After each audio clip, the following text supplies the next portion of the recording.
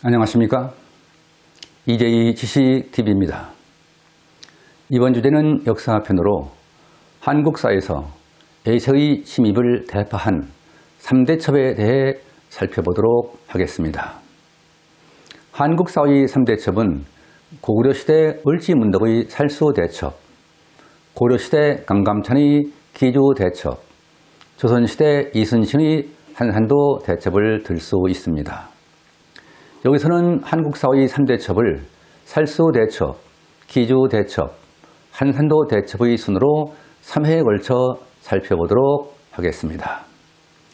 이번 첫 번째 순서에서는 고구려의 을지문덕 장군이 수나라군을 괴멸시킨 살수대첩에 대하여 살펴보겠습니다.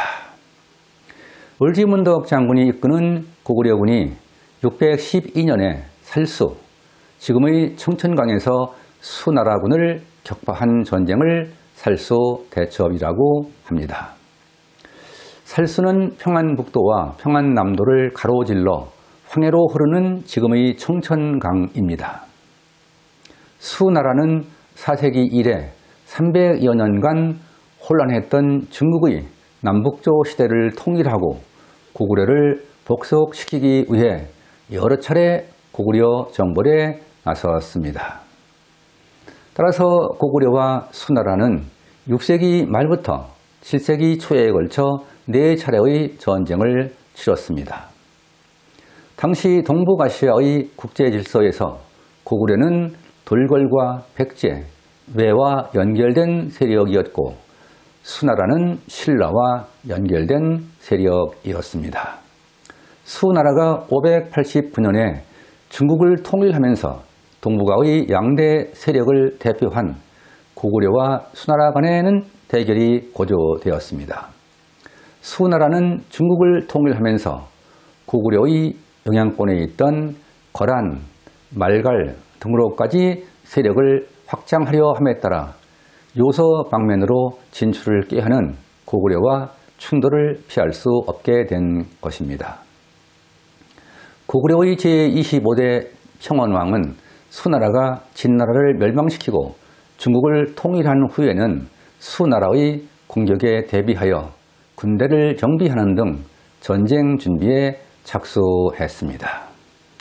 이러한 동북아의 세력 관계에서 평원왕의 뒤를 이은 고구려의 제26대 영양왕은 전쟁 준비를 더욱 강력하게 추진하였고 598년 영양왕 9년에 요서 지방을 선제 공격하였습니다. 그러자 수나라의 문제는 30만 명의 군사를 이끌고 고구려를 침입하였으나 막대한 피해만 입은 채 철수하였습니다. 수나라 문제의 뒤를 이은 양제는 598년에 이어 612년과 613년, 614년에도 연이어 고구려를 침입하였습니다. 여기서 살수대첩은 영양왕 23년 612년에 침입한 양제의 수나라군이 을지문덕의 고구려군에게 전멸당한 전쟁입니다. 양제가 이끄는 수나라의 지상군은 유화를 건너 요동성을 함락시키고 평양성을 공격하기로 작전을 세웠습니다. 그리고 내호화가 이끄는 수나라의 수군은 산동반도에서 황해를 건너 양제의 지상군과 합류해서 평양성을 공격하기로 했습니다. 고구려의 영양왕은 양제의 수나라 지상군을 북쪽에서는 을지문덕 장군에게 격퇴하도록 했습니다. 그리고 영양왕의 왕제인 고건무에게는 내호와의 수나라 수군을 격퇴하여 평양성을 방어하도록 했습니다.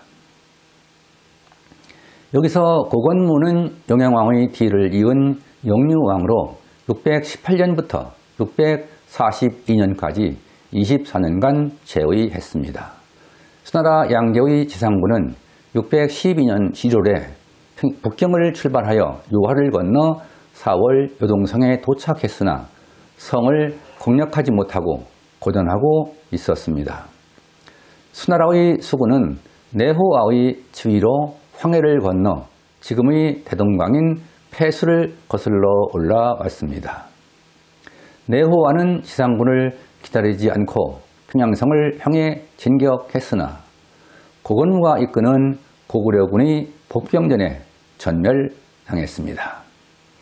고건무는 빈 절터에 군사들을 매복시키고 패배한 것으로 위장하여 수나라군을 절터 쪽으로 유인하여 대패시켰습니다. 수나라 양제는 전세가 불리해지자 요동성 근처에서 별동대를 편성하여 압록강을 건너 평양성을 직접 공격하기로 했습니다. 수나라 양제의 별동대는 우중문과 우문수를 지휘관으로 한 30만 5천여 명으로 편성하였습니다. 수나라의 별동대에 대항하여 을지문덕 장군은 정면 대결을 피하면서 공격과 후퇴를 반복하여 적을 지치게 하였습니다. 을지문덕 장군이 이끄는 고구려군은 수나라 별동대를 하루에 7차례 공격하고 7차례 후퇴하는 전술을 구사한 것입니다. 을지문덕 장군은 수나라군이 야영을 준비할 때마다 공격하고 추격을 해오면 곧바로 후퇴를 했습니다. 이렇게 하여 수나라군은 고구려군이 유인으로 평양성 가까이 왔을 때에는 지쳐서 전의를 상실한 상태였습니다.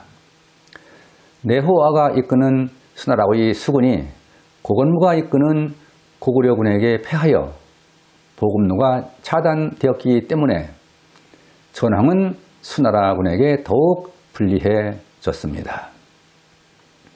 이때 을지문덕 장군은 수나라 장수 우중문에게 오원시를 지어 보냈습니다.